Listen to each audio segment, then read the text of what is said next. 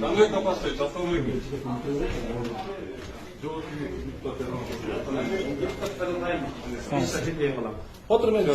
мыйзам боюнча сиз мени жерден кабыл албайсыз. Мен жогорку кеңештин депутатымын. Аны калсыз. Мен өзüm депутат болгом. Меники план боюнча бирөөнүн АБЭ иште турат. АБЭ 40 миллион доллар. Жогорку кеңештин депутатымын. Депутаттар күн мынтама жазат, аны кабыл алат. Бүт депутаттар ушунда. Жок. Депутаттар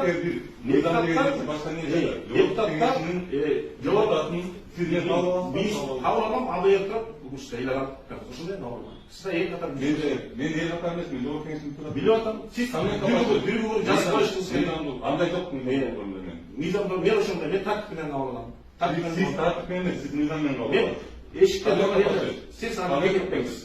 Сиз мыйзам менен кабыл аласыз. Сиз иш кылып атканда орунга коюңуз. Маданият сактаңыз, моинтип жөөлөп жүрбөңүз.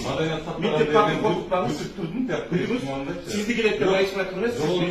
Мен биринчи күнү түшкө чейин менде совещание. Сиз жаздырып коюңуз помощниктен. Мен буга чейин депутаттын барына иштешип турам. 1-2 мүнөт кечиктирбей кабыл алам. Күтүп туруңуз. Бизде эл аралык мыйзам бар. Менде эл аралык ратификация бар.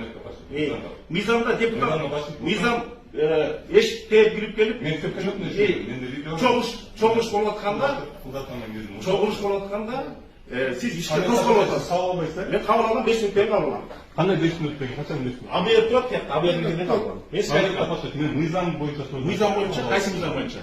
Жогорку кеңеш Сиз жогорку кеңештин мыйзамды сыйласаңыз, келатканда чалдырып турабыз. Мен мыйзамчылар андай болбойт. Сиз ар бир депутатка төлөбөйсүзбү? Сиз кандай укугуңузга төлөйсүз?